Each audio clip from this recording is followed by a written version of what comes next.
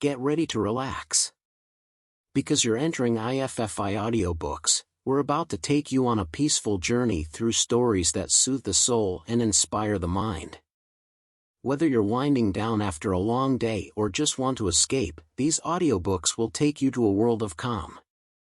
So, sit back, relax, and let your imagination fly, and let's begin.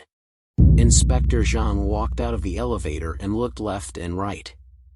"Which way, Sergeant?" he asked. He took out his handkerchief and polished his thick-lensed spectacles, which had clouded over when he had walked from the cloying Singapore night into the blistering air conditioning of the hotel. Sergeant Lee was in her mid-20s, with her hair tied up in a bun that made her look older than her 24 years. She had only been working with Inspector Zhang for 2 months and was still anxious to please. She frowned at her notebook, then looked at the 2 signs on the wall facing them. "Room 634, she said, and pointed to the left. "This way, sir." Inspector Zhang put his spectacles back on and walked slowly down the corridor.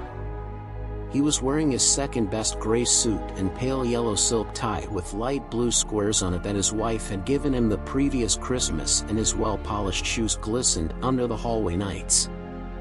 He had been at home when he had received the call, and he had dressed quickly, wanting to be first on the scene. It wasn't every day that a detective got to deal with a murder case in squeaky clean Singapore.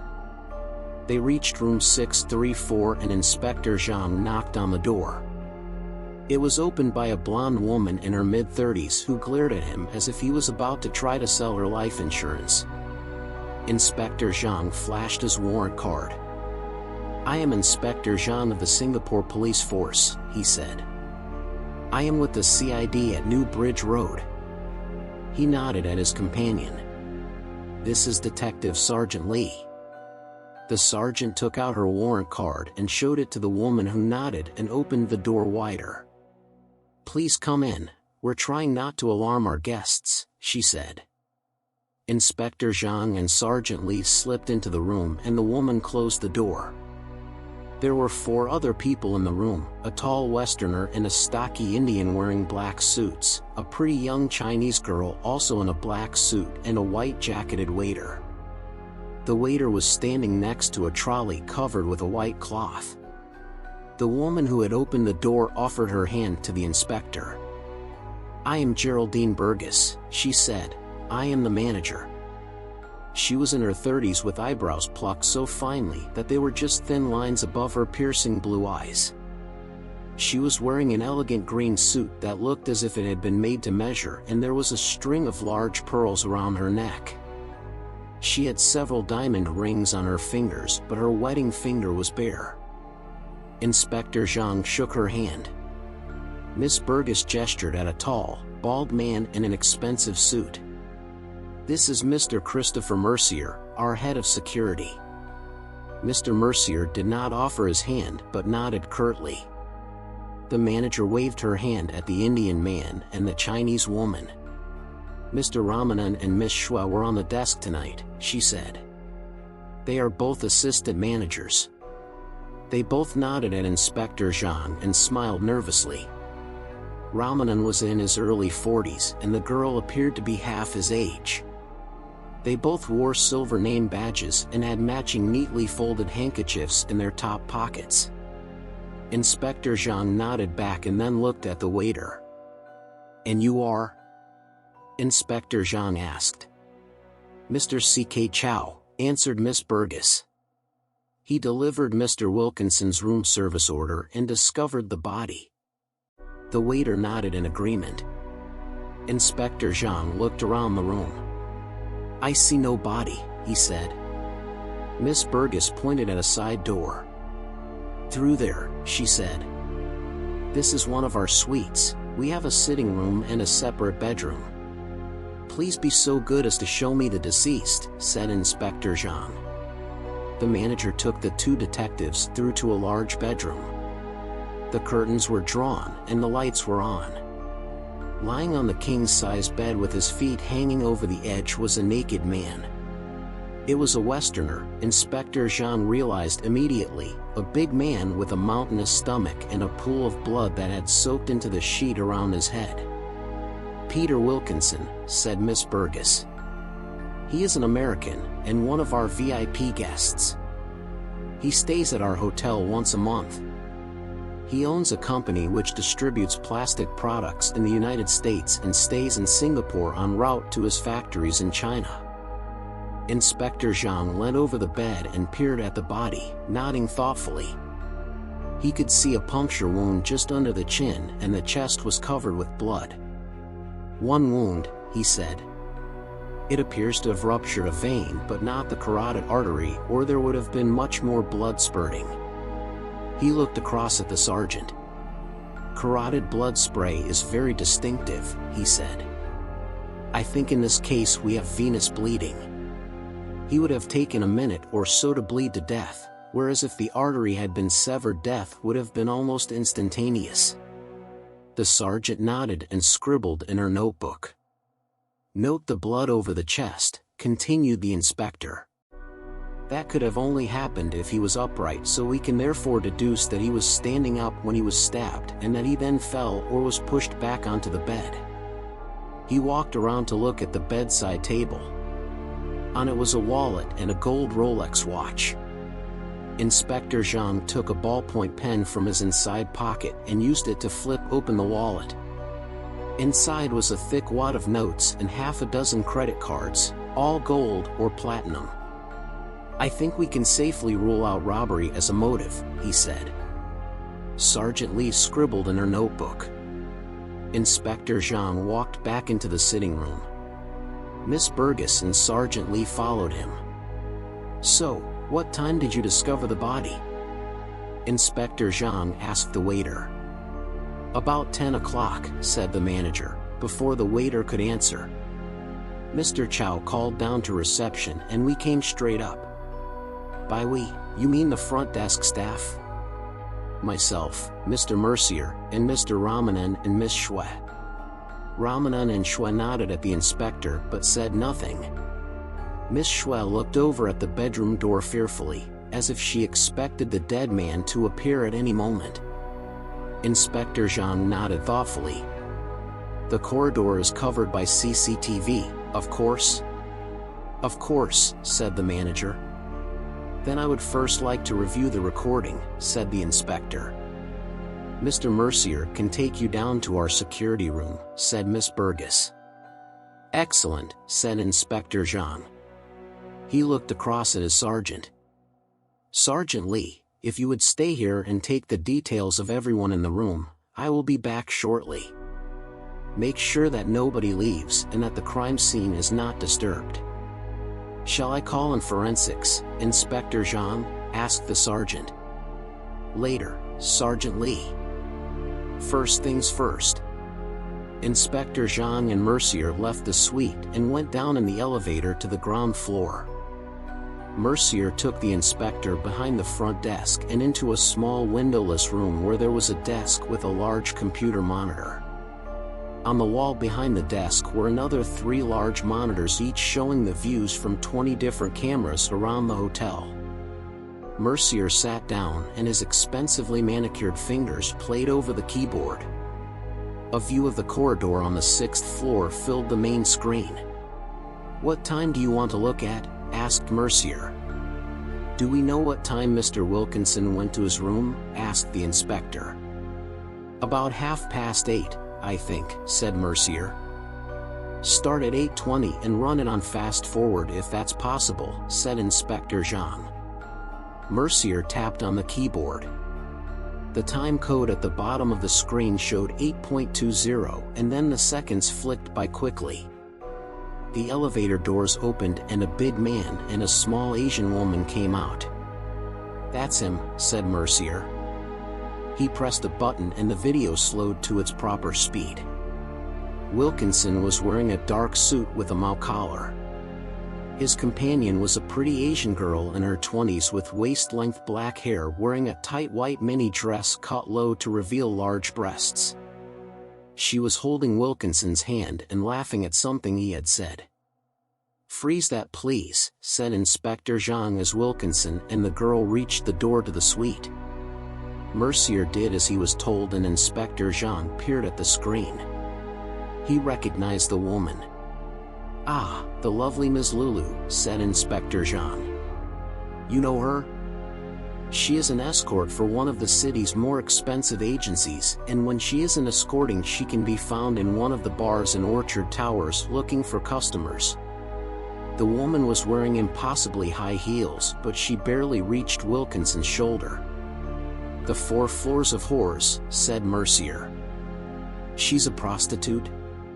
"Come now, Mr. Mercier, as head of security in a 5-star hotel you must surely have your share of nocturnal visitors," said Inspector Zhang. "We have a policy of not allowing visitors in guests' rooms after midnight," said Mercier primly. "And I'm sure that your guests adhere to that policy," said Inspector Zhang. He looked at the time code on the video. Ms. Lulu is from Thailand, though she travels to Singapore using a variety of names.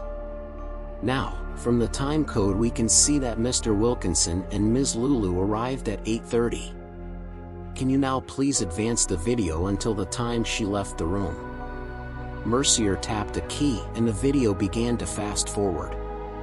Guests moved back and forth up and down the corridor, hotel staff whizzed by, but the door stayed resolutely closed. Then at 9:30 on the dot the door opened and Ms. Lulu slipped out. Mercier slowed the video to real time and they watched as she tottered down the corridor in her stiletto heels. "So we can assume that Mr. Wilkinson paid her for 1 hour," said Inspector Zhang. "Now, when did Mr. Wilkinson order room service?" "I'm not sure," said Mercier. "We will have to talk to the waiter." "Then please fast forward until the waiter arrives with the trolley." Mercier did as he was told. At 5 minutes before 10 the waiter appeared in the corridor, pushing a trolley. He knocked on the door, then knocked again. "What is the hotel policy if the guest does not open his door?" asked Inspector Zhang. "If the Do Not Disturb sign is on, then the member of staff will phone through to the room. If it isn't, then it's acceptable to use their key." The waiter knocked again, then used his key card to open the door. Inspector Zhang made a note of the time. It was 9:58. "And at what time did the waiter call down to reception to say that he had found Mr. Wilkinson dead on the bed?"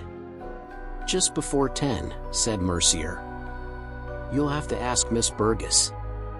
She'll know for sure." They watched the screen. After a minute or so the waiter appeared at the doorway. He stood there, shaking, his arms folded, then he paced back and forth across the corridor. The time code showed 10:03 when Miss Burgess appeared, followed by her staff. They hurried into the room. Mercier pressed a button to freeze the screen and pointed at the time code.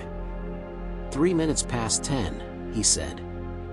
No one went in or out of the room except for Mr. Wilkinson and his guest.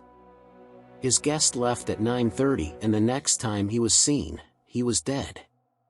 Inspector Zhang nodded thoughtfully as he put away his notebook. "So, please, let us go back to the room. I have seen everything that I need to see." They went back to the 6th floor. 2 uniformed police officers had arrived and were standing guard at the door to the suite. They nodded and moved aside to allow the inspector and Mercier inside. Sergeant Lee was scribbling in her notebook and she looked up as Inspector Zhang walked into the room. "I have everyone's details, sir," she said. "Excellent," said the inspector, striding towards the bedroom. "Come with me please, Sergeant Lee. Everyone else please remain where you are. I shall return shortly." Sergeant Lee followed the inspector into the bedroom and he closed the door behind them and then looked at her, barely able to control his excitement. "Do you know what we have here, Sergeant Lee?" The sergeant looked at the body on the bed. "A murder, sir." Inspector Zhang sighed. "Oh, it's much more than that, Sergeant. What we have here is a locked room mystery. The sergeant shrugged but didn't say anything.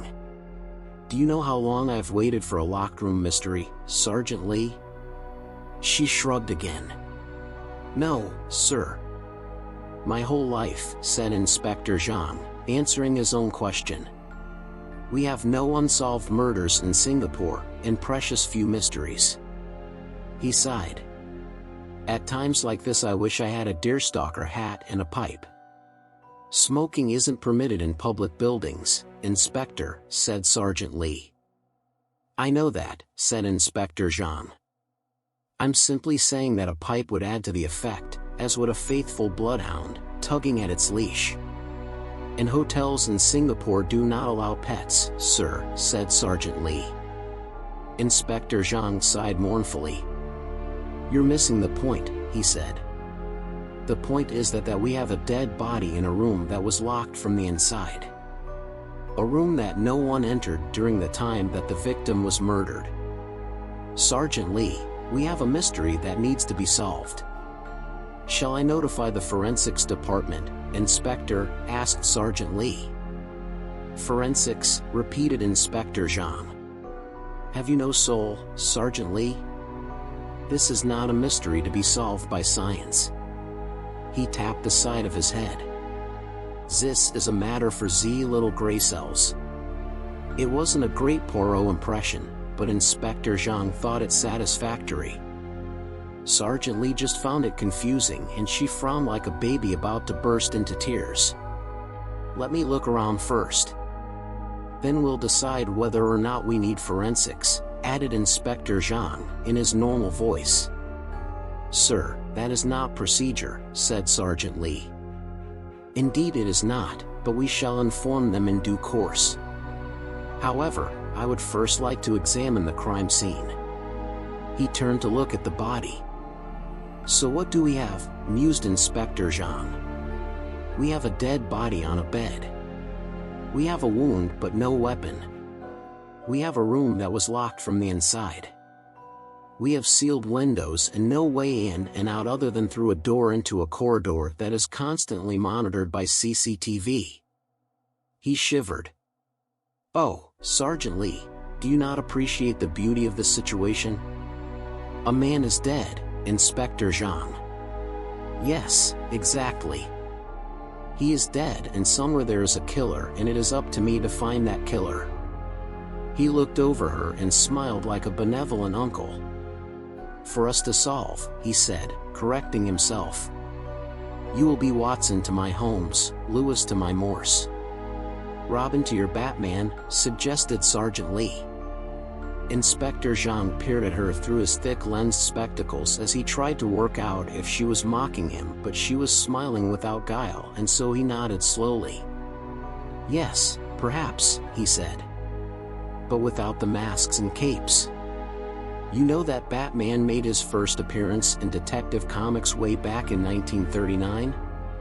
I didn't know that, said the sergeant, scribbling in her notebook. And that he is sometimes referred to as the world's greatest detective, which I always considered to be hyperbole. Sergeant Lee continued to scribble in her notebook. What are you writing, Sergeant Lee? He asked. She blushed. Nothing, she said, and put her notebook away. Inspector Zhang nodded slowly and walked slowly around the room. I assume you are not familiar with the work of John Dixon Carr, he said. Sergeant Lee shook her head. He was a great American writer who wrote dozens of detective stories and most of them were locked room mysteries. He created a hero called Dr. Gideon Fell, and it was Dr. Fell who solved the crimes. Sergeant Lee tapped the side of her head. By using Z little gray cells, she said, in a halfway passable French accent. Inspector Zhang smiled. Exactly, he said. Now, in his book The Hollow Man, itself a locked room mystery, John Dixon Carr used Dr. Fell to expound his 7 explanations that lead to a locked room murder. He nodded at his sergeant. You might want to make a note of them, Sergeant Lee, he said. Now come with me. They went back into the sitting room. Miss Burgess was sitting on the sofa next to Mercier. The waiter was standing close to the door as if he was keen to get out of the suite as quickly as possible. The two assistant managers stood by the desk in the corner of the room, looking at each other nervously. Inspector Zhang walked to the window and stood with his back to it. "So, I have now examined the CCTV footage covering the corridor outside this room, and I have examined the crime scene." Sergeant Lee fumbled for her notebook as Inspector Zhang continued. "The CCTV footage shows that Mr. Wilkinson arrived at his room with a guest at 8:30 and that his guest, a young woman who is known to the police, left exactly 1 hour later. What I need to know is when Mr. Wilkinson ordered from room service." "That will be on the bill, Inspector," said Miss Burgess. She went over to the trolley and picked up a small leather folder and took out a slip of paper. She studied it and nodded. "The order was placed at 9:36, she said. "Excellent," said the inspector. "So from that we can assume that Mr. Wilkinson was killed sometime between the placing of the order at 9:36 and the arrival of the order at 9:55. He frowned. "That does seem remarkably quick, Miss Burgess." The manager smiled. "Inspector, we are a 5-star hotel. And Mr. Wilkinson ordered only a club sandwich and a pot of coffee. Hardly a challenge for our chefs." "Very good," said the inspector, as Miss Burgess went back to sit on the sofa. "We can therefore rule out Mr. Wilkinson's guest as the killer, as we know for sure that he was still alive at 9:36. Miss Schwe nervously raised her hand. "Actually, Inspector, we know that he was alive after that because he spoke to his wife at about 9:45, she said. "How so?" asked Inspector Zhang. "She phoned at 9:45, said Miss Schwe. "I was on the desk and I was there when the call came through from America. Mrs. Wilkinson was on the phone to her husband for almost 5 minutes. "Are you sure?" asked the inspector. "I am sure that it was his wife, and they spoke for several minutes," she said. "Whether it was for 3, 4, or 5 minutes I am not sure." Inspector Zhang nodded. "Then we can assume that it was indeed Mr. Wilkinson that she spoke to," he said. "I cannot believe that a wife could be fooled by an impostor. So we therefore know that Mr. Wilkinson was alive just 5 minutes before the waiter arrived at his door. Yet we know for a fact that no one entered the room prior to the arrival of the waiter. He drew himself up to his full height of 5 feet 7 inches and looked in turn at the faces of everyone in the room. That means that what we have here is what we detectives refer to as a locked room mystery." He paused for several seconds, nodding wisely before continuing. "As I was explaining to my colleague earlier, there are basically 7 explanations as to how a body can be found in a locked room. Explanations provided by the talented mystery writer John Dixon Carr. I think it would be helpful to run through them. The first possibility is that the murder is in fact not a murder, but a series of coincidences or accidents that give the impression that a crime has been committed. A man stumbles and hits his head on a piece of heavy furniture, for instance. Then we have a body, but no weapon and no killer." Inspector Zhang paused to make sure that he had everyone's attention before continuing. "In this case, an accident is unlikely, considering the nature of the wound and the fact that the body is lying down. Plus the blood is only on the bed. If he accidentally stabbed himself on, for instance, the lamp on the bedside table, we would see blood on it. There is no blood anywhere but the bed, so it is safe to say that it is on the bed that he died." He turned to look out of the window and linked his fingers behind his back. His spine clicked as he straightened it, and he sighed. "The second explanation is that it is indeed a murder, but a murder in which the victim is compelled to kill himself. Or herself. A mind-altering substance can be used, a gas or a pill, LSD for instance. Mr. Carr suggested that a man might become so bewildered that he could strangle himself with his bare hands. But of course we know that is impossible. You think he was drugged, said Mercier. Or gassed? How could gas get into the room? We have central air conditioning and the windows are sealed. If he was drugged, the forensics department would know, said Sergeant Lee. They could perform tests. He did not stab himself to death, said Inspector Zhang quickly. If he did, the weapon would be in his hands. Or on the bed. There is no knife, therefore he did not kill himself. And I see no evidence that the victim consumed food or drink in this room. He went over to the minibar and opened it. It was full. You see, nothing has been taken from the minibar, and there are no unopened bottles in the room. He looked over at the room service waiter. Mr. Wilkinson was dead when you got here? He was dead on the bed and you saw the blood? The waiter nodded. So he did not consume anything that the waiter brought into the room. We can rule out poison or drugs. He went back to the window. It is the third explanation that creates some of the most fascinating fictional locked room mysteries, he continued. That is where it is murder, and the killer uses some sort of mechanical device to carry out the killing. A gun concealed in a phone, for example. Or a knife that springs out of a suitcase. Or a pistol that fires when a clock is wound, or a weight that swings from the ceiling, a chair that exhales a deadly gas when your body warms it. He waved a hand at the bedroom. In this case we would be looking for some way of stabbing Mr. Wilkinson and making the knife vanish. He smiled at his sergeant. What do you think, Sergeant Lee? Do you think there is a mechanical device hidden in the bedroom? It is unlikely, she said quietly, as if she feared giving him the wrong answer. I agree, said Inspector Zhang. It is a hotel room, like any other. The sergeant smiled with relief. It is a suite, one of our best, said the manager. Inspector Zhang nodded, acknowledging the point. But nothing in the room has been changed, am I correct?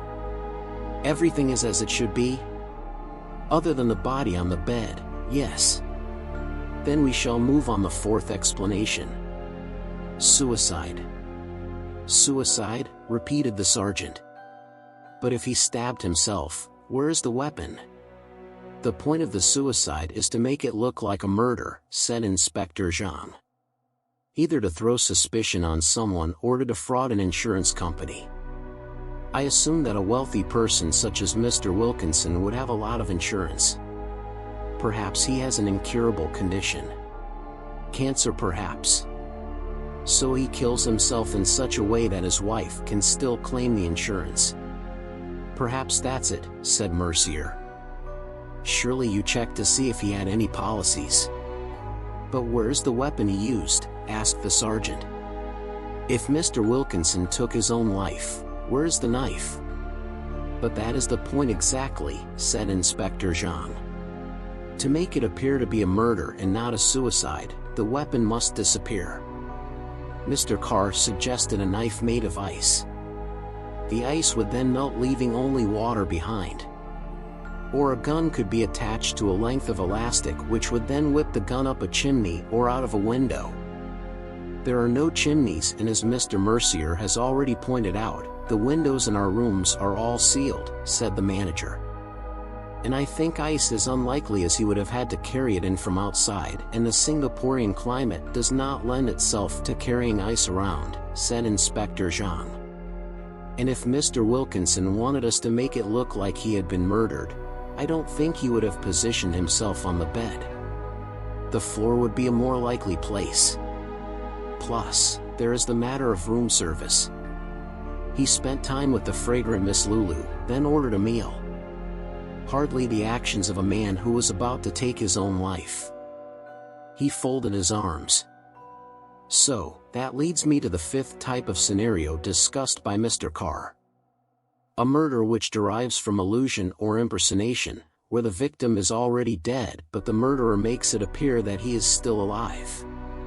How would that work in this case, Inspector? Asked Miss Burgess, frowning.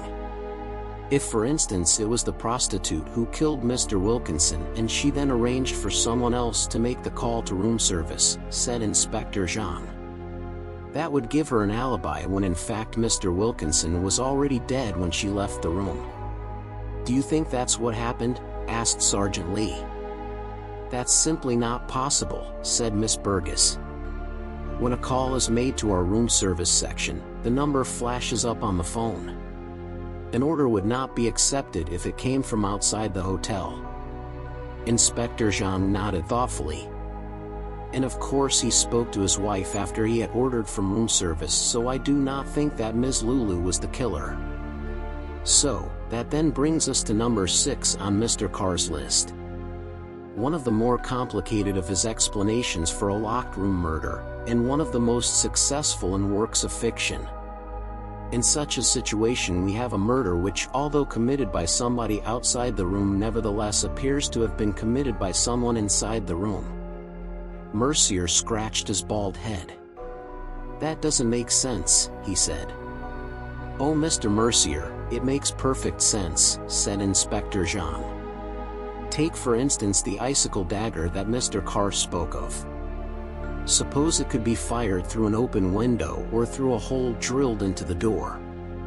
Or a knife thrower in a room opposite the building who throws a knife through an open window but has it tied to a length of string so that he can pull the weapon back.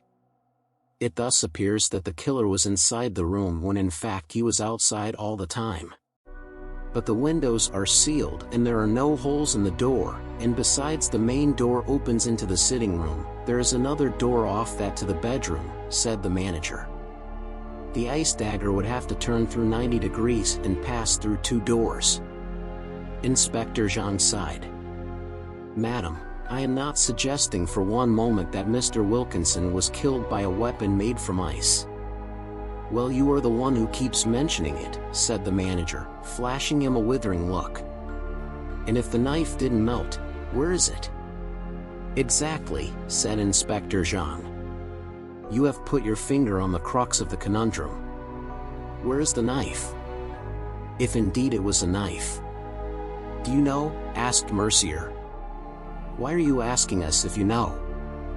I was being rhetorical, said Inspector Zhang. He took off his glasses and began to methodically polish them with his handkerchief. I am not sure where the murder weapon is, but I have my suspicions. However, let me first finish Mr. Carr's list of explanations with the 7th, which is effectively the exact opposite of the 5th. Everyone frowned as they tried to remember what the inspector had said was the 5th method. They all looked around, shrugging at each other. Sergeant Lee walked over to Inspector Zhang and whispered in his ear. Inspector Zhang, I need to talk to you, she said. Sergeant Lee, I am in full flow here, he said. Can it wait? No sir, it cannot, said the sergeant. Inspector Zhang sighed with annoyance, then nodded at the door to the bedroom. This had better be important, he said. They went through to the bedroom and stood at the foot of the bed. What is it, Sergeant Lee? Asked the inspector. You seem concerned. Sir, we really should be calling in the forensic department, she said. She looked at her watch. It will soon be midnight. Not yet, said Inspector Zhang. I think we can solve this case without resorting to science. But it's procedure, sir. And we have to follow procedure.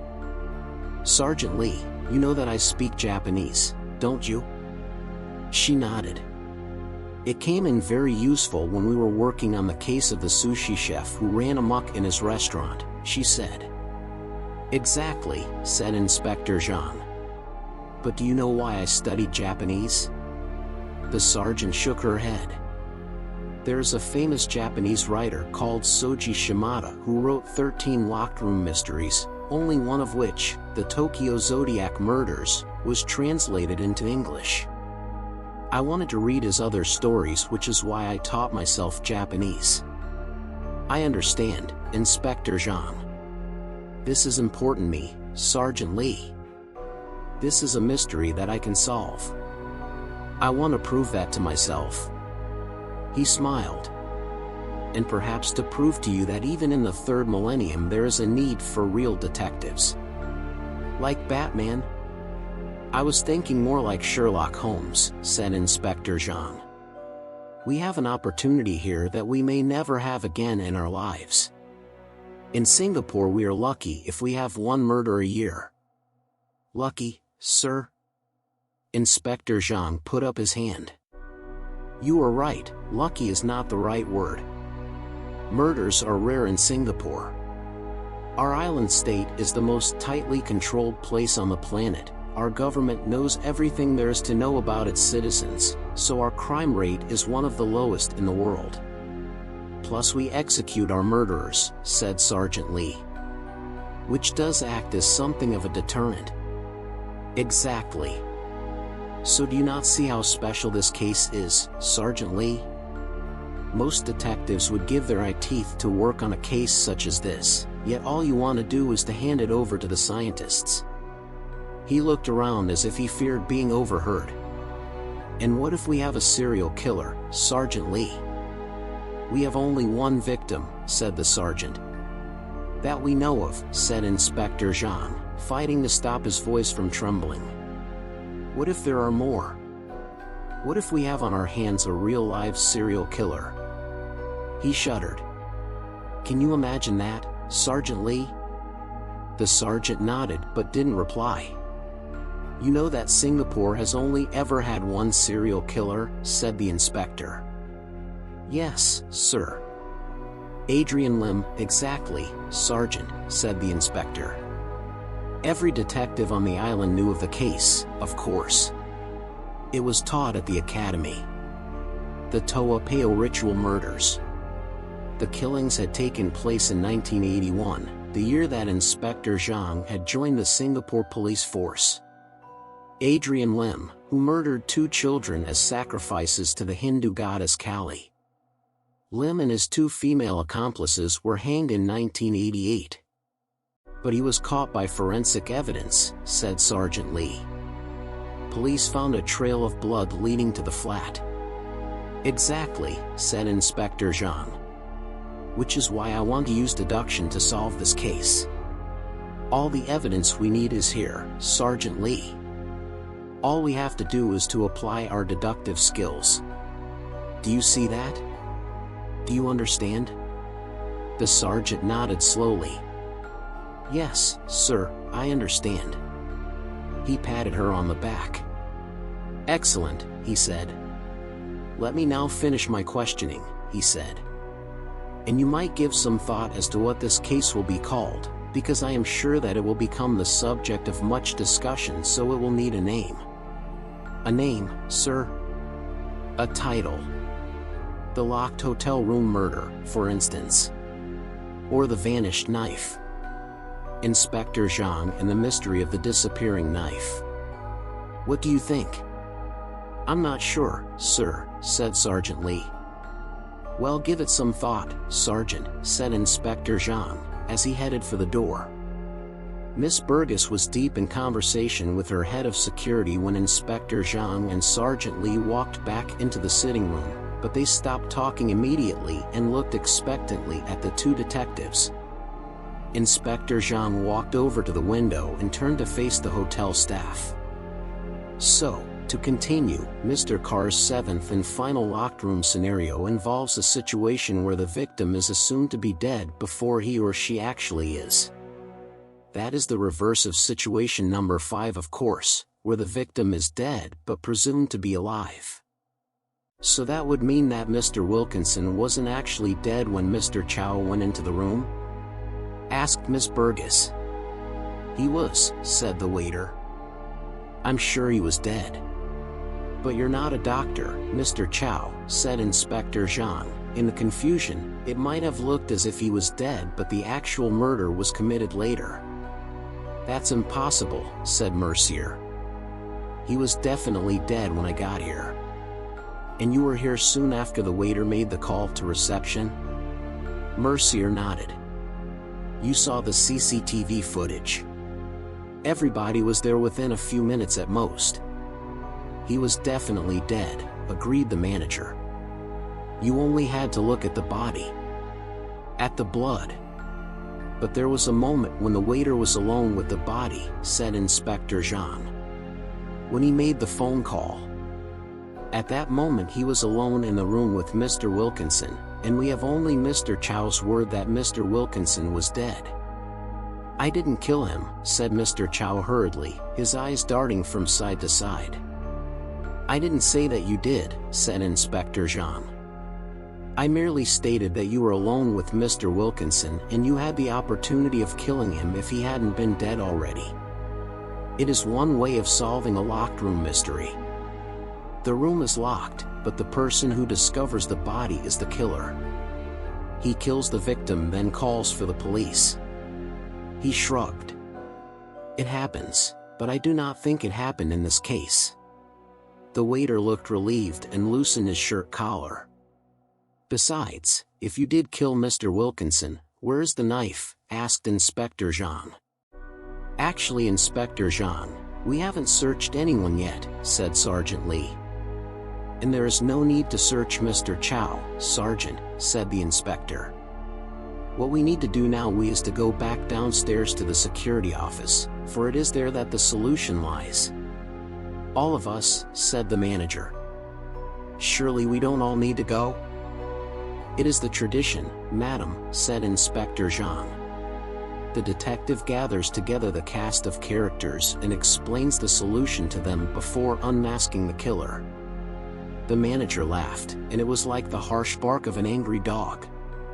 Inspector Zhang, this is not some country house where the butler did it. Just tell us who the killer is. It is not a country house, that is true, but a 5-star hotel is the closest thing that we have in Singapore, said Inspector Zhang. Now please humor me and accompany me down to the ground floor. The inspector led them out of the room and down the corridor to the elevators. He took the first one down with Mercier, the waiter, Miss Burgess, and one of the 2 uniformed policemen. Sergeant Lee followed in a second elevator with the 2 assistant managers and the other uniformed policemen. They gathered together outside the security room and Inspector Zhang led them inside. He waved a languid hand at the chair in front of the monitors. Mr. Mercier, perhaps you would do the honors. The head of security sat down and ran a hand over his scalp. We've already looked at the CCTV footage, he said. We looked, but did we really see what happened? Asked the inspector. He waited until everyone had gathered behind Mercier's chair before asking him to begin the recording from the point at which Mr. Wilkinson and the prostitute stepped out of the elevator. Here we can see Mr. Wilkinson and his guest arriving at 8:30, said Inspector Zhang. Very much alive, obviously. He watched as Wilkinson and the woman went inside. She left an hour later. Please skip to that point, Mr. Mercier. Mercier tapped a key and the video began to fast forward. He slowed to normal speed just before 9:30 in time to see Ms. Lulu leave the room. Now, at this point Mr. Wilkinson ordered his club sandwich and coffee from room service, so again we know that he is still very much alive. So who killed him? Asked Miss Burgess. If the woman left the room and no one goes in before the waiter, who stabbed him? That is an excellent question, madam, said Inspector Zhang. But can you answer it, Inspector? Asked the manager, tersely. I think I can, said Inspector Zhang. The key to solving this mystery lies in understanding that it is not who goes into the room that is important. It is who does not go in. That doesn't make any sense at all, said the manager crossly. I beg to differ, said Inspector Zhang. It makes all the sense in the world. It is as Sherlock Holmes himself says in Arthur Conan Doyle's masterpiece The Adventure of Silver Blaze, it is the fact that the dog did not bark that is significant. We do not allow dogs in the hotel, said Mercier. There are no pets of any kind. Sergeant Lee looked up from her notebook, smiling, and Inspector Zhang sighed. I was using the story as an example to show that it is sometimes the absence of an event that is significant, which was the case in The Adventure of Silver Blaze. If I recall correctly, it was Inspector Gregory who asked Sherlock Holmes if there is anything about the case that he wants to draw to the policeman's attention. Holmes says yes, to the curious incident of the dog in the nighttime. That confuses the inspector, who tells Holmes that the dog did nothing in the nighttime. To which Holmes replies, "That was the curious incident. Do you understand now, madam?" She shook her head impatiently. "No, Inspector, I am afraid I do not." "Then, madam, please allow me to demonstrate," said Inspector Zhang. He put a hand on Mercier's shoulder. "Please, Mr. Mercier, fast forward now to the point where the waiter arrives with the room service trolley." "This is a waste of time," said Mercier. "We did this already." "Please humor me," said the inspector. Mercier did as he asked, and they all watched as the video fast-forwarded to the point where Mr. Chow arrived with his trolley and began knocking on the door. "Normal speed now, please, Mr. Mercier." The video slowed as they watched the waiter use his key card to enter the room. At this point, Mr. Chow is discovering the body and calling down to reception. Inspector Zhang waited until the waiter appeared at the door and began pacing up and down. As you can see, no one enters the room until the hotel staff appear. On the screen, Miss Burgess and her staff appeared, and they all hurried into the room. "At this point you phone the police," said the inspector, turning to Miss Burgess. The manager nodded. Inspector Zhang patted Mercier on the shoulder. "So now fast forward until my arrival, Mr. Mercier, but not too quickly. And I want everyone to note that no one else enters the room until I arrive with my sergeant." The door to the room remained closed for 20 minutes until Inspector Zhang and Sergeant Lee stepped out of the elevator. "Normal speed now please, Mr. Mercier." "Thank you." Mercier pressed a button and the video slowed. Inspector Zhang walked up to the door and knocked on it. It opened and he went inside, followed by his sergeant. The door closed behind them. "So, now we are inside, talking to you and assessing the situation. We talk, then I go to the bedroom with you, Miss Burgess, I look at the body, I talk to you, I walk back to the sitting room, and then I walk out with Mr. Mercier." On the screen, Inspector Zhang and Mercier walked out of the room and headed for the elevator. "You can stop it there, Mr. Mercier," said Inspector Zhang, patting him on the shoulder. The picture froze on the monitor, showing Inspector Zhang and Mercier walking towards the elevator. "So here is the big question, my Mercier," said Inspector Zhang. "You walk out of the room now, but when exactly did you walk into the room?" Mercier said nothing. "You did not arrive with Miss Burgess." "He was already in the room when we got there," said the manager. She gasped and put her hand up to her mouth. "My God, he was in there the whole time." "Apparently so," said Inspector Zhang. Mercier stood up and tried to get out of the door, but the two uniformed policemen blocked his way. Mercier turned to face Inspector Zhang. "This is ridiculous," he said. "Now, Mr. Mercier, I am going to make two predictions, based on what I think happened," said Inspector Zhang. He nodded at Mercier's jacket. "I am certain that you are carrying the murder weapon. You have had no chance to dispose of it, so it must still be on your person.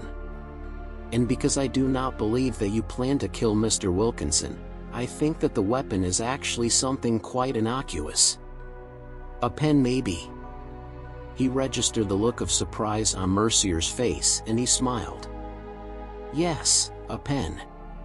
But I also think that you have a camera, perhaps even a small video camera. Am I right?" Mercier didn't answer, but he slowly reached into his inside pocket and took out a black Mont Blanc pen. He held it out and Inspector Zhang could see that there was blood on one end. Sergeant Lee stepped forward and held out a clear plastic evidence bag, and Mercier dropped the pen into it.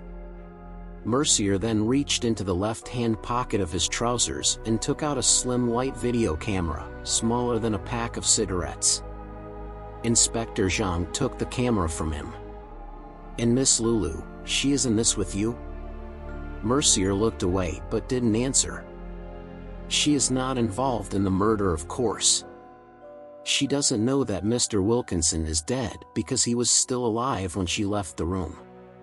Mercier nodded. "She doesn't know. Because you never planned to kill Mr. Wilkinson, did you?" said Inspector Zhang. Mercier rubbed his hands together and shook his head. "You were there to blackmail Mr. Wilkinson?"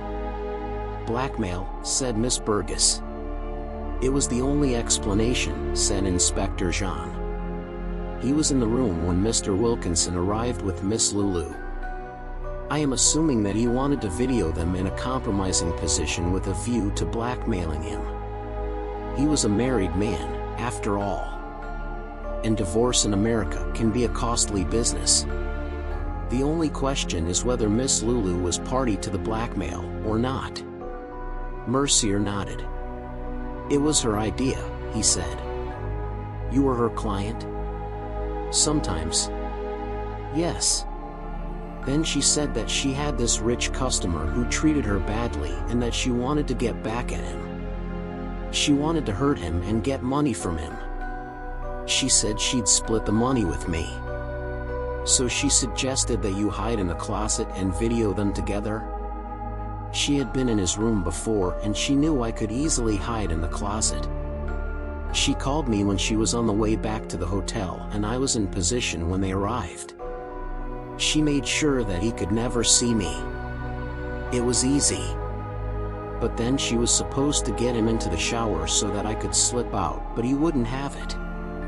He said that his wife was due to phone him, so he practically threw her out of the room. Then he phoned room service from the sitting room so I couldn't get out, and then his wife called. I was stuck there while he took the call." He ran a hand over his face. He was dripping with sweat. "Then it all went wrong. He opened the closet. He found you." Mercier nodded. "He shouldn't have, but he did. All his clothes were in the suitcase and his robe was in the bathroom. I don't know why he opened the closet, but he did, and he saw me." "So you killed him?" Mercier shook his head. "It was an accident." "You stabbed him in the throat with your pen," said Inspector Zhang. "He attacked me," said Mercier. "He opened the closet door and saw me and attacked me. We struggled. I had to stop him." "By driving your pen into his throat?" Mercier looked at the floor. "I think not," said Inspector Zhang. "If you stabbed him at the closet, there would be blood there. The only place where there is blood is the bed. Therefore you stabbed him on the bed. We were struggling. I pushed him back. And then you stabbed him?" "My pen was in my top pocket. He grabbed it during the struggle and tried to force it into my eye. I pushed it away in it." He fell silent, unable or unwilling to finish the sentence. "You stabbed him in the throat?" Mercier nodded. "And then rather than leaving the room, you hid in the closet again?" "I didn't know what else to do. I knew that he had ordered room service, so I couldn't risk being seen in the corridor. So you waited until the room service waiter discovered the body, and while he was phoning the front desk you slipped out of the closet?" Mercier nodded. "I went through to the next room, but there was someone in the corridor, so I couldn't leave and I had to pretend that I'd just arrived. It was an accident, Inspector Zhang. I swear." "That's for a judge to consider," said Inspector Zhang. "There is one more piece of evidence that I require from you, Mr. Mercier. Your handkerchief." "My handkerchief?" "I noticed that unlike your colleagues you do not have handkerchief in your pocket," said the inspector. "I therefore assume that you used it to wipe the blood from your hands after you killed Mr. Wilkinson." Mercier reached into his trouser pocket and pulled out a blood-stained handkerchief. Sergeant Lee held out a plastic evidence bag and Mercier dropped the handkerchief into it. Inspector Zhang nodded at the two uniformed policemen. "Take him away, please." The officers handcuffed Mercier and led him out of the room. Inspector Zhang nodded at the two evidence bags that Sergeant Lee was holding, containing the pen and the handkerchief. "You can send them to your friends in forensics," he said. "I will," she said. "I suppose it does prove one thing," said Inspector Zhang. He smiled slyly. "What is that, Inspector?" asked the sergeant. "Why, that the pen is indeed mightier than the sword," he said. He grinned. "There is no need to write that down, Sergeant Lee." Thank you for listening to IFFI Audiobooks. We hope you enjoyed the story and that it sparked your imagination. If you'd like to hear more exciting adventures, mysteries, and timeless classics, don't forget to subscribe and press the bell icon. Stay tuned. Until then, happy listening, and we'll see you in the next story.